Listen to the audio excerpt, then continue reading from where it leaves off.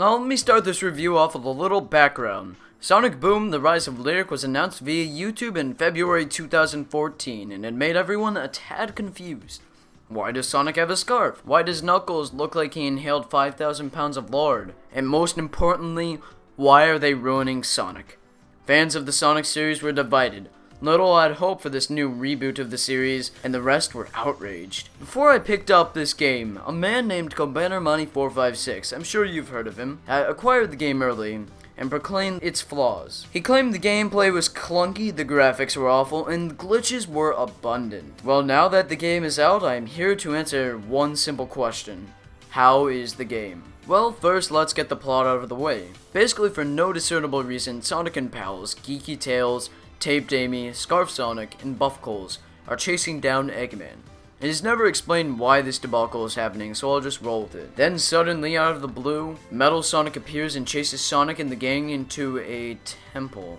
Next, the gang must position light beams at a mirror, and they awaken Lyric, an all-powerful lizard robot supervillain that wants to destroy everything and anything on the planet Earth. Also, for some reason, this is Sonic's fault that Lyric has now awakened, even though every character helps Sonic move the light beams. After that, Sonic and the crew meet Cliff, who tells them that Lyric is trying to gather up all of these Chaos Crystals to destroy life on the planet, so Sonic needs to get them to stop him. So Sonic goes around the world and through time to get these Chaos Crystals. And by the way, you would think that almost every 3D Sonic plot would not involve getting 7 Chaos Crystals or Emeralds or whatever, only to have them being overturned in the end. And I won't spoil the end for you, but let me just say for the record that the ending is kind of a bit boring and very anticlimactic, in my opinion. But I guess you could say the same about that plot for any game. You could say that for the Mario games or a bunch of other games, so I won't gripe on that part for too long. However, I will gripe on one thing. Why do the developers insist on putting some form of comedy in every stage, cutscene, and dialogue? It isn't even funny because they're trying too hard to make it funny. It's just plain annoying. And with all the characters talking almost constantly in the stages, you may just want to throw your gamepad at your television. So, what about the gameplay? After all, that is the most important part about any game. Well, let me give you a scenario. Have you ever wanted to love a pet so much, but it's always biting and barking at you?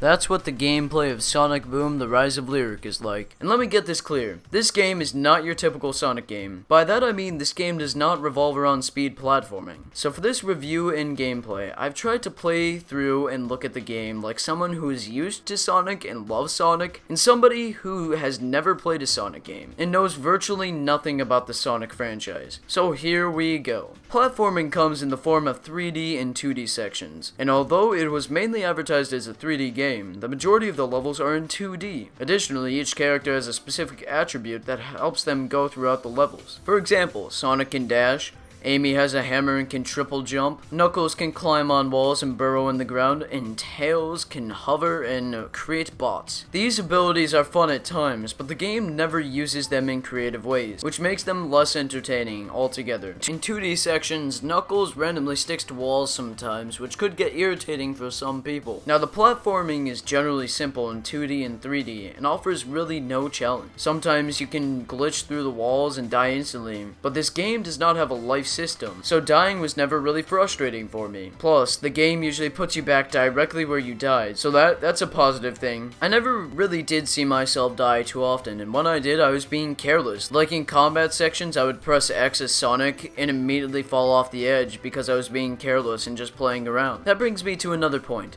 the combat sections, and boy are they monotonous. Because of the Enter Beam, which allows you to pick up enemies and pull levers, combat is a breeze.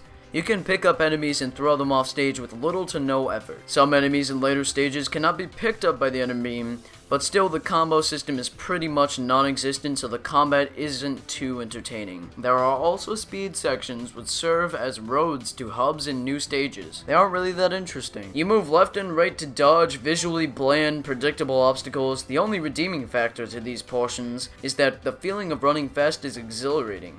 And when you're running really fast, you don't notice the bland visuals of Sonic Boom. That's the thing. Some of the visuals in this game look terrible. Some in particular, the first stage, look decent, but for a Wii U game with Mario Kart 8 and Donkey Kong Tropical Freeze in its library, this is unacceptable. Plus 2, the game had a 3-year development cycle, so this is unexcusable. I should note too that this was the first game Big Red Button had ever produced, so perhaps that explains some of the mishaps and flaws in the game. Not to mention the art style isn't too interesting in Sonic Boom. Oh, and the soundtrack in this game is decent, but there are no tracks I would replay over and over, like Escape from the City or Rooftop Run in Generations, but there were no songs in the game that caused me to mute my TV, so that was pretty good. If I did have to say something good about the graphics and such, is that the frame rate is decent, but there are some notable frame rate slowdowns that will occur throughout your adventure. Specifically, they occur in cutscenes and the transition from cutscene to gameplay. The frame rates were rarely noticeable to me in game, but in post, reviewing, and editing things,